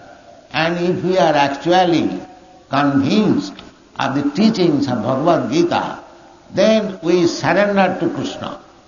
Krishna wants that. Sarvadharman parityajya mamekam saranam. That's he wants. అన్యాభిలాషిత శూన్యం జ్ఞానకర్మాది అనావృతం ఆనుకూల్యేన కృష్ణానుశీలనం భక్తిర్ ఉత్తమ అన్నారు. కృష్ణుడు ఈ విధంగా జరగాలని కోరుకున్నాడు. అర్జునుడు ఆ విధంగా చేసి పెట్టాడు. ముందేమో అర్జునుడు యుద్ధం చేయకుండా తన ఇంద్రియాలను తృప్తిపరుచుకోవాలని ప్రయత్నించాడు. కానీ మొత్తం భగవద్గీత అంతా కూడా కృష్ణుడి దగ్గర విన్న తర్వాత అవును, కృష్ణుడు దేవాదిదేవుడు కనుక ఆయన ఏ విధంగా చెప్తే ఆ విధంగా చేయాలి అని చెప్పి నిర్ణయించుకున్నాడు. అహం సర్వస్య ప్రభవో మత్త సర్వం ప్రవర్తతే ఇతి మత్వా భజంతే మాం బుధాభావ సమన్వితాః. ఈ విషయాలన్నీ కూడా భగవద్గీతలో చాలా చక్కగా వివరించబడ్డాయి. అసలు భగవద్గీత అనేటువంటిది ఆధ్యాత్మిక జీవితానికి ప్రాథమికమైన అధ్యయనం లాంటిది. మనం నిజంగా భగవద్గీత ఉపదేశాల పట్ల విశ్వాసాన్ని కలిగి ఉంటే వెంటనే కృష్ణుడికి శరణాగతి పొందుతాం. ఎందుకంటే కృష్ణుడు అది కోరుకుంటున్నాడు. సర్వధర్మాను పరిత్యజ్య మామేకం శరణం వ్రజ. ఇది కృష్ణుడు కోరుకున్నటువంటిది. When we actually take to this process, this is called Shraddha. Shraddha. That has been explained by Kaviraj Goswami. What is the meaning of Shraddha? Shraddha shabde vishwas sudhira nishcha. Krishna bhakti kaile sarva karma krita. This is called Shraddha. Shraddha means firm faith. What is that firm faith? Firm faith means that Krishna says that sarvadharman parityajya mamekam saranam. When you take this conclusion, yes, by surrender to Krishna, by surrendering unto the lotus feet of Krishna, everything is done very nicely. This is called Shraddha. And the more you increase this Shraddha, the more you become perfect. ఎప్పుడైతే యథార్థంగా మనం ఈ విధానాన్ని తీసుకుంటామో అప్పుడు దానిని శ్రద్ధ అని చెప్పి అంటారు. శ్రద్ధ, ఈ శ్రద్ధ అనే పదం గురించి కృష్ణదాస్ కవిరాజ్ గోస్వామి చాలా చక్కని అర్థం చెప్పారు. శ్రద్ధ శబ్దే విశ్వాస కహే సుదృఢ నిశ్చయ కృష్ణ భక్తి కైలే సర్వకర్మ కృతహోయ అన్నారు. దీనిని శ్రద్ధ అంటాం. శ్రద్ధ అంటే దృఢమైనటువంటి విశ్వాసం. ఏమిటా దృఢమైనటువంటి విశ్వాసం? ఇక్కడ దృఢమైన విశ్వాసం అంటే ఏమిటి? కృష్ణుడు అంటున్నాడు సర్వధర్మాన్ని పరిత్యజ్య మామేకం శరణం వ్రజ. కాబట్టి నేను కూడా దృఢంగా ఈ నిర్ణయాన్ని తీసుకుంటున్నాను. ఏమని?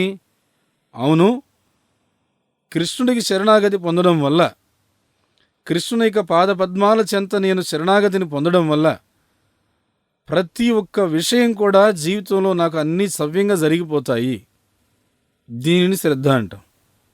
మనం శ్రద్ధని ఎంత పెంచుకుంటే అంత పరిపూర్ణతను పొందుతాం. This is Krishna Consciousness movement. Beginning is the Shraddha, Adav Shraddha.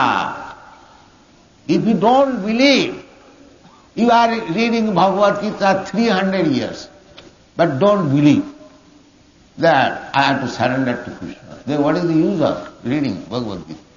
All these rascals, they are reading Bhagavad Gita, but they are no concern with Krishna. Forget Krishna. This is reading of Bhagavad Gita. Useless waste of time. Useless waste of time. If you do not understand the meaning of Bhagavad Gita, why you are sarva eva ikeva? That has been explained in the previous verse. Dharma-It pungsang vishakshena kathasuja nutpadayadaratim jadi sarva eva ikeva. ఇది కృష్ణ చైతన్య ఉద్యమం అంటే. కృష్ణ చైతన్య ఉద్యమం అనేటువంటిది ఎప్పుడు శ్రద్ధతో ప్రారంభమవుతుంది. అదో శ్రద్ధ. ఈ శ్రద్ధ అనేటువంటిది లేదనుకోండి, విశ్వాసం అనేటువంటిది లేదనుకోండి, ఉపయోగం ఏముంది? మీరు చదవడానికి భగవద్గీత 300 సార్లు చదివి ఉండొచ్చు, కానీ నేను కృష్ణుడికి శరణాగతి పొందాలి అనేటువంటి విషయాన్ని మీరు నమ్మలేదు అనంటే ఇక మీరు అన్నిసార్లు భగవద్గీత చదివి ప్రయోజనం ఏముంది? చాలామంది మూర్ఖులందరూ కూడాను భగవద్గీత చదువుతున్నారు, కానీ వాళ్ళు ఏమాత్రం కృష్ణుని పట్టించుకోరు, పైగా కృష్ణుని విస్మరిస్తారు. ఇలాంటి వాళ్ళు చదివేటువంటి ఈ భగవద్గీత పఠనం అనేటువంటిది కేవలం సమయాన్ని వృధా చేసుకోవడమే అవుతుంది. అనవసరంగా సమయాన్ని వృధా చేసుకోవడమే అవుతుంది. మీరు భగవద్గీత యొక్క అర్థాన్ని మీరు అర్థం చేసుకోకుండా, భగవద్గీత సారాంశాన్ని మీరు గ్రహించకుండా ఎన్నిసార్లు చదివి ప్రయోజనం ఏముంది? శ్రమ ఏవహి కేవలం. ఇంతకుముందు శ్లోకంలో ఇదే వాక్యం చెప్పారు.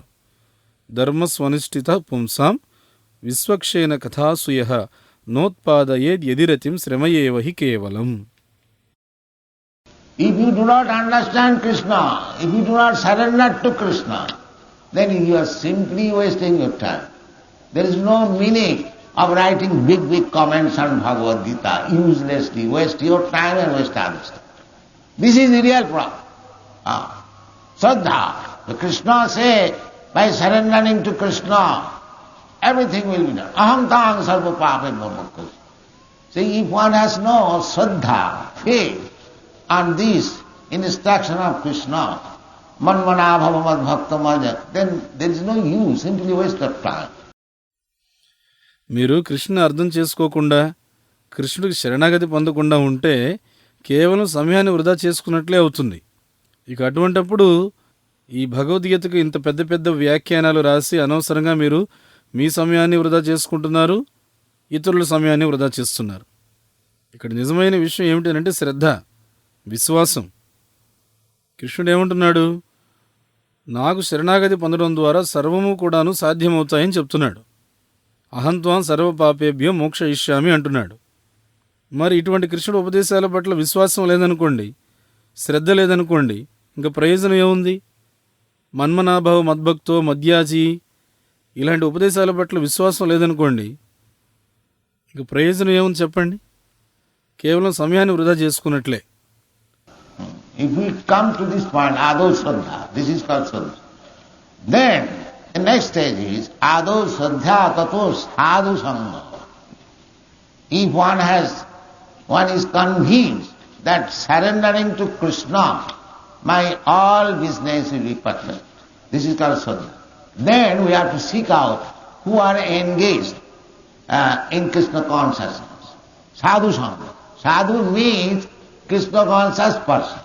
Sadhu does not mean having a big beard and nice dress or saffron collared dress. That is not sadhu.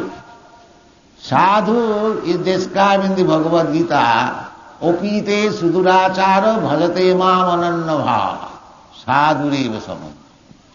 That is sadhu. Who has no other business than to serve Krishna. He is sadhu. కాబట్టి మనం అదో శ్రద్ధ అనేటువంటి విషయానికి రావాలి. ఆ అదో శ్రద్ధ అనేటువంటి తర్వాత స్థాయి ఏమిటి? అదో శ్రద్ధ తత సాధు సంగ. మొట్టమొదట నేను కృష్ణుడికి శరణాగతి పొందడం వల్ల నేను చేసే అన్ని కార్యాలు పరిపూర్ణమవుతాయి అని చెప్పి భావించడం శ్రద్ధ. దీని తర్వాత ఎవరైతే కృష్ణ చైతన్యంలో నిమగ్నమై ఉన్నారో అటువంటి వారి సాంగత్యం కోసం మనం ఎదురు చూడాలి. సాధు సంగ అని చెప్పి అంటారు. సాధు అనంటే కృష్ణ చైతన్యాన్ని కలిగి ఉన్నటువంటి వ్యక్తి అని అర్థం. అంతేగాని సాధు అనంటే ఏదో పెద్ద పెద్ద గెడ్డాలు వేసుకొని చాలా చక్కగా కాషాయ వస్త్రాలు వేసుకొని అలా తిరిగేవాడు కాదు. ఇక్కడ సాధు అనంటే ఎవరు? భగవద్గీతలో చెప్తూ ఉన్నారు, అపిచేత్సు దురాచారో భజితే మాం అనన్యభాగ్ సాధురేవా సమంతవ్య. సాధు అంటే ఎవరయ్యా అనంటే కృష్ణుని సేవించడం తప్ప అన్య కార్యము లేనటువంటి వాడు సాధు. అంటే కృష్ణుడి యొక్క సేవ చేయడం తప్ప ఇతరత్ర ఏ కార్యక్రమాల్లో కూడాను పాల్గొనకుండా ఉండేవాడిని సాధు అని చెప్పి అంటారు. He is sadhu because he has accepted the principle. Sarva dharman parityajya mamikam. Sadhu reva samantavya samyak bhavasita. You cannot say, oh, he has got some bad principle in his life. although he is worshipping Krishna wholeheartedly, but he has got some defect. Therefore Krishna says, Apite Sudaracha. Even if he has got so many defects of his life, because he has dedicated his life for Krishna's service, sadhu deva.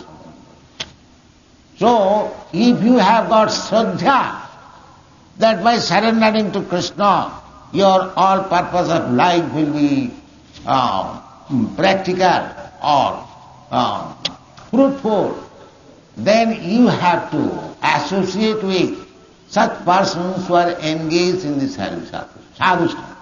Adu Shraddha Tatu Sadhu Sangha. Therefore this movement is called International Society for Krishna Consciousness. కృష్ణుడు సేవ తప్ప ఇతరత్ర ఏ కార్యం చేయకుండా ఇటువంటి సాధువుని సూత్రం ప్రకారంగా మనం సాధువుగానే పరిగణించాలి. సర్వధర్మాన్ని పరిత్యజ్య మామేకం శరణం వ్రజ అన్నారు కదా. అందుకనే సాధురేవ సమంతవ్య సమ్యక్ వ్యవసితో హి సహా అన్నారు. మనం ఎప్పుడు కూడా ఈ విధంగా అనడానికి లేదు. అతను సాధువు ఎలా అవుతాడు, అతని దగ్గర కొన్ని చెడ్డ ఆచరణలు ఉన్నాయి, ఇంతకుముందు అతను కొన్ని చెడ్డ పనులు చేస్తున్నాడు, హృదయపూర్వకంగా అతను ఇప్పుడు కృష్ణుడి కోసం పనిచేస్తున్నప్పటికి కూడాను అతడిలో కొన్ని లోపాలు ఉన్నాయి అని చెప్పడానికి లేదు. ఎందుకని? కృష్ణుడు చెప్తున్నాడు, అభిచేత్సు దురాచార. ఒక వ్యక్తి జీవితంలో ఎన్నో రకాలైనటువంటి లోపాలను కలిగి ఉన్నప్పటికీ కూడా అతను గనుక హృదయపూర్వకంగా కృష్ణుడి యొక్క సేవకు సర్వత్రా సమర్పణ గనక అయినట్లయితే, అంకితమైనట్లయితే అతన్ని సాధువుగానే పరిగణించాలి. సాధురేవా సమంతవ్య.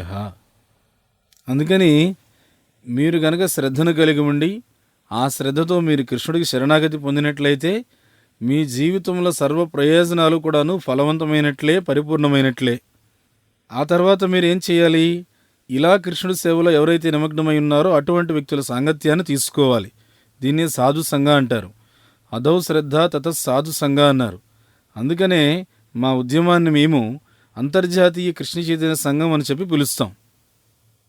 So actually, one by one, as people are coming to the association of societies, automatically he is becoming Krishna conscious. That is practical. Adau sadhya tato sadhu sangha. This is sadhu sangha. Sadhu sangha does not mean to associate with some saffron-colored men. Sadhu sangha means to associate with Krishna conscious person. Thank you very much. వాస్తవం ఏమిటనంటే, ఇలా ఒకరి తర్వాత ఒకరు ప్రజలందరూ కూడాను మన సంస్థ దగ్గరికి వస్తున్నారు, మన సంస్థతో సాంగత్యం చేస్తున్నారు. దానివల్ల సహజంగానే వాళ్ళందరూ కూడా కృష్ణ చైతన్యవంతులు అవుతూ ఉన్నారు. ఇది ప్రత్యక్షంగా ఆచరణాత్మకంగా జరుగుతూ ఉన్నటువంటి విషయం. అదో శ్రద్ధ తతో సాధు సంఘ అన్నారు. సాధు సంఘం, సాధు సంఘం అంటే ఏదో కాషాయ వస్త్రాలు ధరించినటువంటి వ్యక్తితో సాంగత్యం చేయడం కాదు. సాధు సంఘము అనంటే కృష్ణ చైతన్యాన్ని కలిగి ఉన్న వ్యక్తితో సాంగత్యం చేయడం. ఇది మనకి శాస్త్రం చెప్పేటువంటిది. అదో శ్రద్ధ తత సాధు సంఘ. రూపగోస్వామి నిర్దేశం ప్రకారంగా మీరు ఆలోచిస్తే, మీరు గనక నిజంగా మీలో కృష్ణుడి యొక్క ప్రేమను పెంపొందించుకోవాలి అనుకుంటే గనక ఇది మీరు పాటించవలసినటువంటి విధానం. ఎందుకనంటే జీవితం యొక్క నిజమైనటువంటి ప్రయోజనం ధర్మార్థ కామ మోక్షాలు కాదు, మరి ఏమిటి అనేటువంటిది ఇక్కడ వివరించారు. జీవస్య తత్వ జిజ్ఞాస అన్నారు. అసలు ఈ పరమసత్యం అంటే ఏమిటి, మానవ జీవితం యొక్క నిజమైన లక్ష్యం ఏమిటి, ఇవి తెలుసుకోవాలి.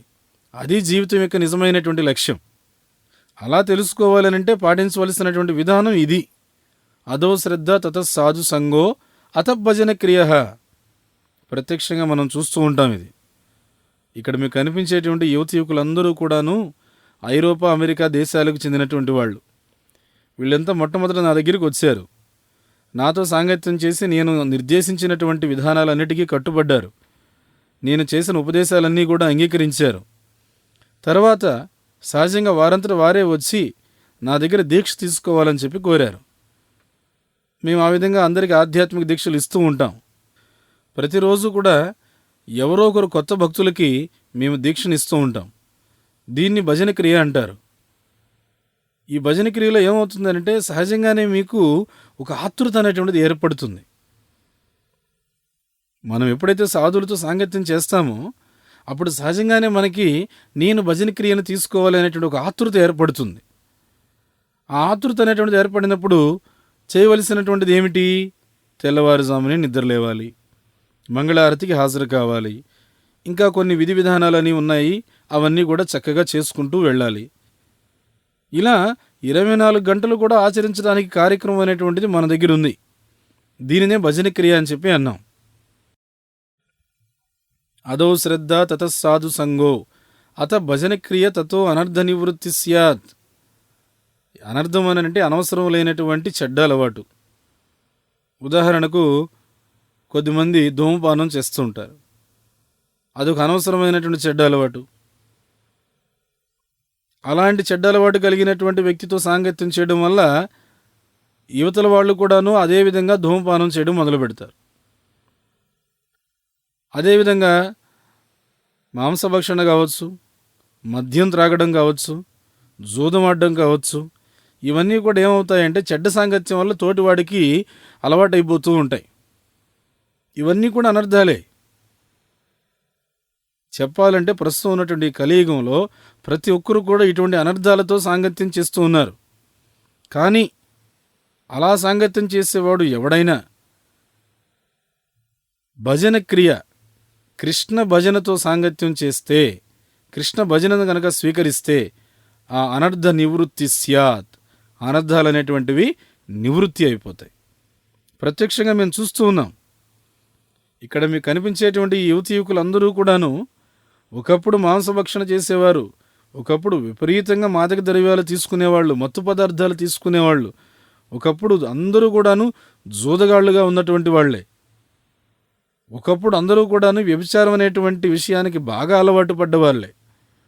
కానీ ప్రస్తుతం మాంసభక్షణ లేదు, మద్యపానము లేదు, మత్తు పదార్థాలు లేవు, జూదం అనేటువంటిది అస్సలే లేదు, ఇక వ్యభిచారం అనేటువంటి దానికి అవకాశమే లేదు. అన్నీ నిలిపేశారు. ఈ కృష్ణ చైతన్య ఉద్యమంలోకి వచ్చిన తర్వాత అలాంటి చెడ్డ కార్యాలన్నీ కూడాను పూర్తిగా ఆపేశారు. ఇది మనం బోధించేటువంటి సూత్రం. దీన్నే ముక్తి అంటారు. నిజం చెప్పాలంటే ఇది అసలైనటువంటి ముక్తి. ఎప్పుడైతే మనం పాపపూరితమైనటువంటి చెడ్డ దురలవాట్ల నుంచి బయటపడతామో, విముక్తులం అవుతామో, అది అసలైన ముక్తి. ఇలాంటి ఈ ముక్తి తర్వాత ఏమొస్తుంది? తతో నిష్ఠ, మనకి దృఢమైనటువంటి విశ్వాసము, నిష్ఠ అనేటువంటిది కలుగుతుంది. దానివల్ల మనం భావిస్తాము కృష్ణ చైతన్యమైనటువంటిది ఒక్కటే నా జీవితంలో నేను చేయవలసినటువంటి ఏకైక కార్యం అని చెప్పి దృఢంగా నమ్ముతాం. అంత నిష్ఠ వస్తుంది. తతో నిష్ఠ తతో రుచి. ఆ నిష్ఠ తర్వాత ఏమవుతుంది? మన రుచి అనేటువంటిది క్రమేపీ పెరుగుతూ ఉంటుంది. తతో నిష్ఠ అతాసక్తి. దీనివల్ల మనము కృష్ణుడి పట్ల అమితమైనటువంటి బంధన పెంచుకుంటాం. కాబట్టి కృష్ణ చైతన్యానికి ప్రారంభ దశ అంటే ఇదే అన్నమాట, భక్తి యోగము. ఈ విషయం భగవద్గీతలో చక్కగా వివరించబడింది. మయ్యాసక్త మనఃపార్థ యోగం యుంజన్ మదాశ్రయ. మీరు గనక కృష్ణుడి పట్ల బంధన పెంచుకున్నారనుకోండి, అదే జీవితంలో మీకు కావాల్సింది. ఎందుకని అంటున్నామంటే, సహజంగానే మీ అందరికీ కూడా మీ కుటుంబాల పట్ల, మీ శరీరాల పట్ల, మీ సమాజం పట్ల, మీ దేశం పట్ల, దాని పట్ల, దీని పట్ల ఎంతో బంధన ఉంది. సరే ఉన్నాయండి. కానీ ఇప్పుడు ఆ ఉన్నటువంటి బంధనని మీరు దారి మళ్లించి దానిని కృష్ణుడి వైపు కేంద్రీకరింపచేయాలి. అప్పుడు మీరు కృష్ణుడి పట్ల బంధన పెంచుకోగలుగుతారు. ఎప్పుడైతే మీరు కృష్ణుడి పట్ల బంధన పెంచుకున్నారో దాన్నే భక్తి యోగం అని చెప్పి అంటారు. మయి ఆసక్త మనాపార్థ యోగం ఉంజన్ మదాశ్రయ అసంశయం సమగ్రం మాం యథా జాజ్ఞసి తత్సృణు. ఈ విషయాన్ని కృష్ణుడు 7వ అధ్యాయం ప్రారంభంలో చెప్తూ ఉన్నాడు. ఇలా ప్రతి విషయం కూడా ఇక్కడ ప్రస్తావనలో ఉంది. నిజంగా మీరు జీవితాన్ని పరిపూర్ణం చేసుకోవాలి అని అంటే దానికి కావలసినటువంటి మార్గదర్శకత్వం అంతా కూడా ఇక్కడ ఉంది. ఎందుకంటే మన దగ్గర వైదిక జ్ఞానం ఉంది. ఈ వైదిక జ్ఞానం అనేటువంటిది ఆధ్యాత్మిక జ్ఞానం యొక్క నిధి అని చెప్పి అంటారు. అలాంటి వైదిక జ్ఞానం యొక్క సారాంశంగా భగవద్గీత ఉంది. అందుకే దీన్ని గీతోపనిషత్తు అంటాం.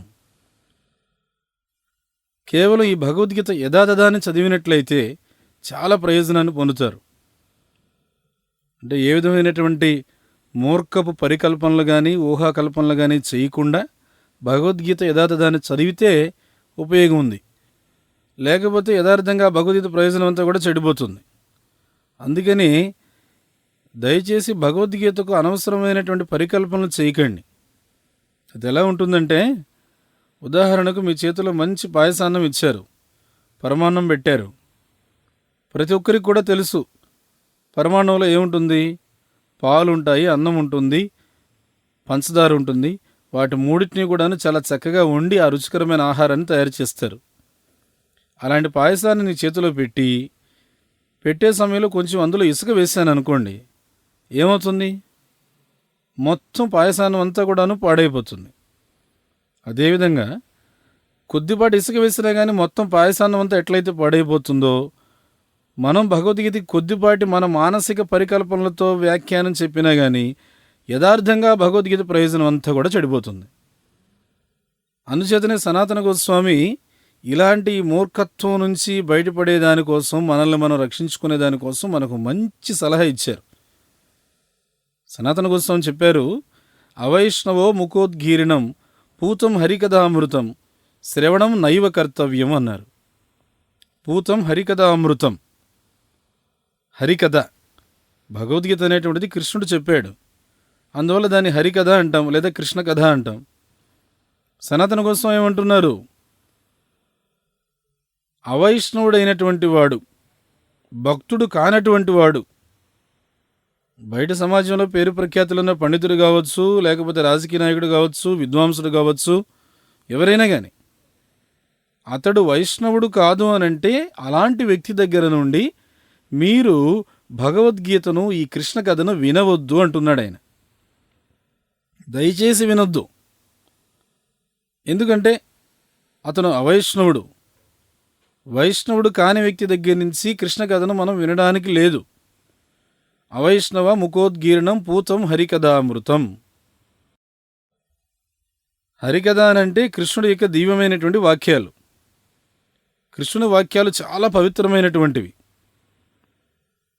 మరి కృష్ణుడు వాక్యాలు పవిత్రమైనవి బాగానే ఉంది, శ్రవణం నైవ కర్తవ్యం.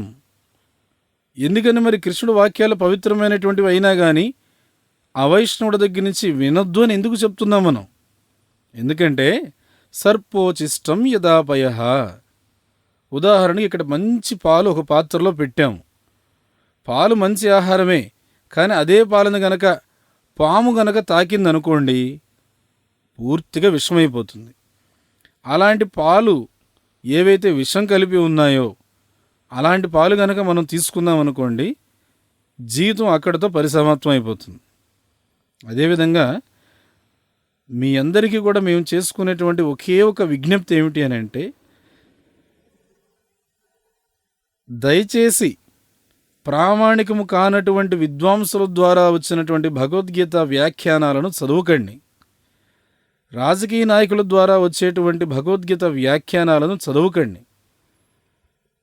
కేవలం భగవద్గీత యథాతథాన్ని చదవండి చాలు. దీని అర్థం ఏమిటంటే, యథాతథంగా కృష్ణుడు ఏదైతే చెప్పాడో దాన్ని మీరు అంగీకరించండి. అప్పుడు మీరు నిజంగా ప్రయోజనాన్ని పొందుతారు. కృష్ణుడు అంటున్నాడు ధర్మక్షేత్రే. భగవద్గీతలో ధృతరాష్ట్రుడు ఈ విధంగా చెప్తున్నాడు, ధర్మక్షేత్రే కురుక్షేత్రే సమవేత యుయుత్సవః మామకః పాండవత్సైవ కిమకుర్వత సంజయ. ధృతరాష్ట్రుడు కార్యదర్శి అయినటువంటి సంజయుడిని అడుగుతున్నాడు. ఎందుకంటే ధృతరాష్ట్రుడు అంధుడు, చూపు లేనటువంటి వాడు. అందుకని తన కార్యదర్శిని అడుగుతున్నాడు, ప్రియమైన సంజయ, మామక నా కుమారులైనటువంటి కౌరవులు, పాండవః నా సోదరుడైనటువంటి పాండు మహారాజు యొక్క కుమారులైనటువంటి పాండవులు, సమవేత యుయుత్సవః యుద్ధం చేయాలనేటువంటి ఉత్సాహంతో ఆ ధర్మక్షేత్రమైన కురుక్షేత్రంలో సమకూడిన తరువాత ఏమి చేశారు? మీకు తెలిసే ఉంటుంది, కురుక్షేత్రం అనేటువంటిది ఇప్పటికీ ఉంది. అది ధర్మక్షేత్రం, ప్రతి ఒక్కరికి కూడా తెలుసు. ఆ కురుక్షేత్రం ఎటువంటిదని చెప్పాము, ధర్మక్షేత్రం. మరి ఇంకా ధర్మక్షేత్రే కురుక్షేత్రే మామక పాండవత్సైవ ఇలాంటి విషయాన్ని ఇందులో అర్థం చేసుకోవడంలో ఏం కష్టం ఉంది చెప్పండి. కానీ ఇలాంటి ఈ శ్లోకాన్ని తీసుకొని మూర్ఖత్వంగా మీరు దాన్ని పరికల్పన చేసేసి ధర్మక్షేత్రం అంటే ఇది, కురుక్షేత్రం అంటే అది, పాండవులంటే వారు, ఈ విధంగా మీకు తోచిన విధంగా మీరు పరికల్పన చేసుకుంటూ వెళ్ళిపోయారనుకోండి, మొత్తం భగవద్గీత అంతా కూడాను పూర్తిగా నిరర్ధకమైపోతుంది. ప్రస్తుతం అదే జరుగుతుంది. అలా లేకపోతే భగవద్గీత అర్థం చేసుకోవడంలో కష్టం ఏముంది చెప్పండి. ధర్మక్షేత్రే కురుక్షేత్రే సమవేత యూత్సవ. యథార్థంగా ఇది ఒక చారిత్రాత్మకమైనటువంటి సత్యం. మహాభారతం అనేటువంటిది చరిత్రలో జరిగినటువంటి ఒక సత్యం. సోదరులుగా ఉన్నటువంటి 2 వర్గాల మధ్య జరిగినటువంటి మహాయుద్ధం అది. మరి దీన్ని సొంత వ్యాఖ్యానాలు చేసేవాళ్ళు ఏం చెప్తారంటే, పాండవులంటే అది, కౌరవులంటే ఇది, కురుక్షేత్రం అంటే ఇది, ఇలా రకరకాల అర్థాలన్నీ కూడా తీసుకొచ్చేస్తుంటారు. దానివల్ల ఏమవుతుంది, యథార్థంగా భగవద్గీతకు ప్రయోజనం అనేది చెడిపోతుంది. ఈ విధంగా అలాంటి అర్థాలన్నీ విని మనం తప్పుద్రోవ పడుతున్నాం. అలా కాకుండా వాస్తవంగా మీరు భగవద్గీత యథాతథాన్ని చదివితే ఖచ్చితంగా భక్తులు అవుతారు. అసలు భక్తులు అనేటువంటి వాళ్ళే భగవద్గీతను అర్థం చేసుకోగలుగుతారు. భక్తుడు కాకుండా ఎవరూ భగవద్గీతను అర్థం చేసుకోలేరు. ఈ విషయం భగవద్గీతలోనే అనేక సందర్భాల్లో ప్రస్తావించబడింది. భక్త్యా మాం అభిజానాతి యావన్నిత్యాస్మి తత్వతః. భక్త్యా, కేవలం భక్తి ద్వారా మాత్రమే, కేవలం భక్తుడు అవడం ద్వారా మాత్రమే మీరు కృష్ణుని అర్థం చేసుకోగలుగుతారు అనేటువంటి వాక్యం ఉంది. అలా లేకపోతే మనం కృష్ణుని అర్థం చేసుకోలేము. నాహం ప్రకాశ సర్వస్య యోగమాయా సమావృతాః. కృష్ణుడు అంటున్నాడు, నేను ఎవరికీ కూడాను వ్యక్తము కాను, ఎవరికీ కూడా నేను అర్థము కానని చెప్తున్నాడు. యోగమాయా సమావృతః. మరి ఎవరికి అర్థమవుతాడు ఆయన? కేవలం భక్త్యా మాం అభిజానాతి, భక్తులు మాత్రమే నన్ను అర్థం చేసుకోగలుగుతారని చెప్తున్నాడు కృష్ణుడు. కాబట్టి ఇది విధానం. జీవితం అనేటువంటిది ఈ ప్రయోజనం కోసమే ఉద్దేశించబడింది. వేదాలన్నీ కూడా మనకు చెప్పేటువంటి సలహా ఇదే. వేదశ్చ సర్వైవ అహమేవ వేద్యో అని చెప్పారు. అందుకని ఇక్కడ అర్జునుడు కృష్ణుడి దగ్గర నుంచి విషయాన్ని ప్రశ్నించి తెలుసుకుంటూ ఉన్నాడు. కృష్ణుడేమో అంటున్నాడు, జన్మాద్యస్య యతః అహం సర్వస్య ప్రభవో మత్తస్సర్వం ప్రవర్తతే. చెప్పాలంటే భగవద్గీత నిజమైనటువంటి వేదాంతం. ఎవరైనా సరే భగవద్గీతను యథాతథంగా అర్థం చేసుకున్నారు అనంటే అతడే నిజమైన వేదాంతి. ఎందుకంటే వేద అంటే జ్ఞానము, అంతా అనంటే ఆ జ్ఞానము యొక్క తుది వాక్యము. మరి జ్ఞానం యొక్క తుది వాక్యం ఏమిటయ్యానంటే కృష్ణుడు. బహూనాం జన్మనామంతే జ్ఞానవాన్ మాం ప్రపద్యతే. ఒకవేళ మీరు కృష్ణుని అర్థం చేసుకోలేదు అనంటే, మీరు కృష్ణుడికి శరణాగతి పొందలేదు అనంటే అనవసరంగా మీరు సమయాన్ని వృధా చేస్తున్నారు అని చెప్పి అర్థం. సర్వ వైదిక సాహిత్యాల్లో ఉండేటువంటి సారాంశం ఇదొక్కటే. అందుకని శ్రీమద్ భాగవతం ఏం చెప్తుంది? కామస్య నేంద్రియ ప్రీతి, కామస్య నేంద్రియ ప్రీతిర్ లాభో జీవేత యావతః. మీకు జీవితంలో ఎంత అవసరమో అంత మాత్రమే తీసుకోండి, అంతేగాని ఇంద్రియ తృప్తి కోసం విపరీతంగా తీసుకోకండి. అది మన విధానం. అతిగా తీసుకోవద్దు, అల్పంగానూ తీసుకోవద్దు. యుక్తాహార విహారస్య, తగినంత తీసుకోండి. శాస్త్రం ఎక్కడా కూడాను మిమ్మల్ని ఆకలితో అలమటించమని చెప్పడం లేదు, అనవసరంగా పస్తులుండమని చెప్పడం లేదు. అలా ఎక్కడా లేదు. ఇంకా చెప్పాలంటే అలా అనవసరంగా పస్తులుండేవాడిని కృష్ణుడు నిందిస్తూ ఉన్నాడు. మీరు ఆహారాలు తీసుకోండి, చక్కటి ఆహార పదార్థాలు తినండి, కానీ ఏవైతే నిషేధించబడినటువంటి ఆహార పదార్థాలు ఉన్నాయో వాటిని మాత్రం తీసుకోకండి. కేవలం కృష్ణ ప్రసాదాన్ని స్వీకరించండి. పత్రం పుష్పం ఫలం తోయం అన్నారు. కాబట్టి మీ ఇంద్రియాలను సంతృప్తిపరుచుకోవడానికి మీరు ప్రయత్నించకుండా కృష్ణ ప్రసాదాన్ని తీసుకోవడం ద్వారా సంతృప్తి చెందండి. అప్పుడు నిజంగా మీ ఇంద్రియాలన్నీ కూడాను తృప్తి చెందుతాయి. కృష్ణ ప్రసాదంలో ఎన్ని రకరకాలైనటువంటి ఆహార పదార్థాలు ఉన్నాయి మీరు చూడండి. ఇప్పుడు ఇక్కడ ఉన్నటువంటి యూరోపియన్, అమెరికన్ యువతీ యువకులందరూ కూడాను ఒకప్పుడు మాంసం అనంటే భలే ఇష్టపడేవాళ్ళు. కానీ ఇప్పుడు మీరు వాళ్ళకి ఆ మాంసాన్నే పెట్టి చూడండి. మీరు మాంసం తినండి, అవసరమైతే మీకు లంచం ఇస్తానని కూడా చెప్పండి, ససేమిరా అంటారు. ఎందుకంటే వాళ్ళకి కృష్ణ ప్రసాదం రూపంలో అనేక రకాలైనటువంటి రుచికరమైన ఆహార పదార్థాలు తయారు చేయడం అనేటువంటిది ఇప్పుడు తెలిసిపోయింది. అందుకనే ఇక్కడ ఉన్నటువంటి వారిని ఎవరినైనా సరే మీరు అడగండి, పరందృష్ట్వా, వాళ్ళంతా ఉన్నతమైనటువంటి రుచిని చవి చూశారు.